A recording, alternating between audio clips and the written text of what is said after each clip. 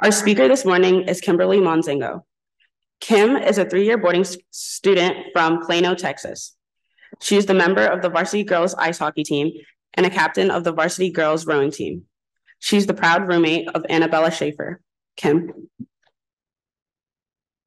To begin this chapel talk, I would like to ask everyone to take one deep breath. Breathe in, breathe out. For most of the people in this room, that was the first breath they had paid attention to all day. We take around 22,000 breaths daily, 8.4 million yearly, and on average, 670 million in a lifetime.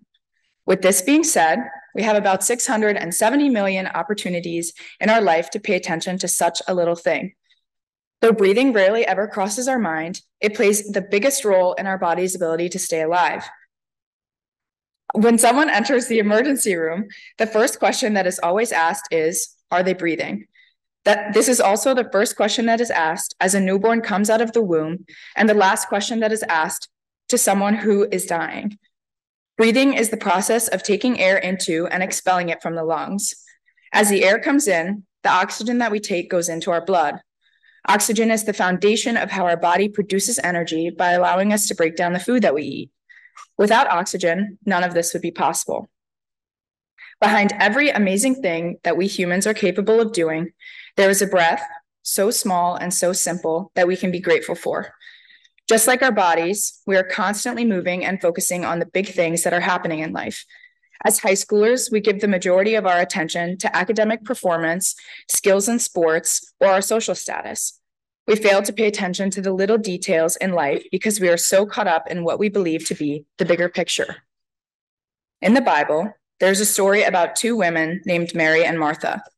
Luke chapter 10, verse 38 says, as Jesus and his disciples were on their way, he came to a village where a woman named Martha opened her home to him.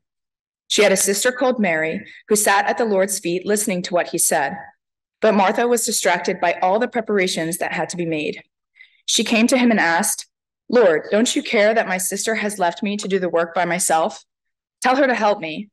Martha, Martha, the Lord answered, you are worried and upset about many things, but few things are needed, or indeed only one. Mary has chosen what is better, and it will not be taken away from her. As we see in this passage, Martha was filled with a multitude of responsibilities, such as preparing for Jesus to come see them, but she fails to focus on what was most important. While Martha was busy doing other things, Mary chose to spend time with Jesus, listening and learning from him.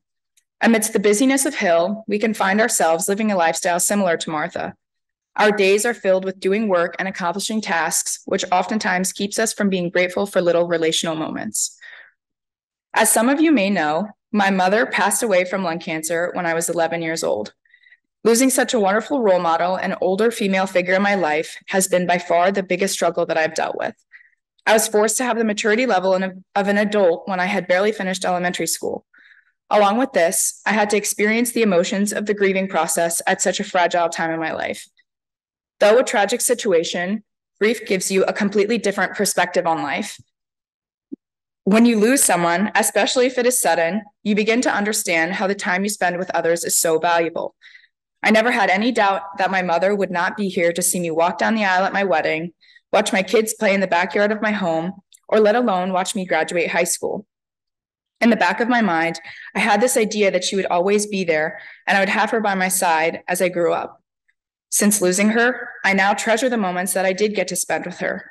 Little details of the life that we got to share together became so precious, even if I did not view them as such at the time. My mother was the most amazing woman that I had ever known. Her definition of unconditional love was shown through everything that she did. Her time was always spent finding ways to care for those around her. One of the fondest memories that I associate with my mother was trips to our local Target across the street.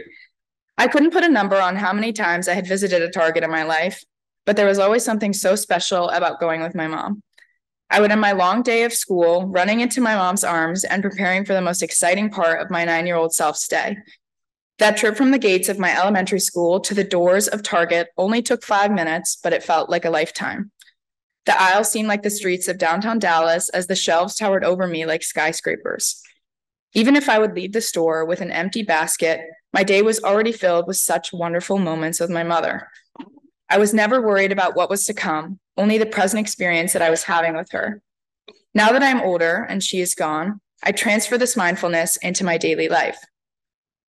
My days overflow with continual activities from sports practices to homework, but I make a conscious effort to be present and appreciate little moments. Paying attention to the small moments and relationships has allowed me to be more genuine with the things that I do. My interactions with those around me have become so much more meaningful, and the memories I have made are so dear to my heart. As I embark on my final year of high school, it is important for me to truly live in every situation.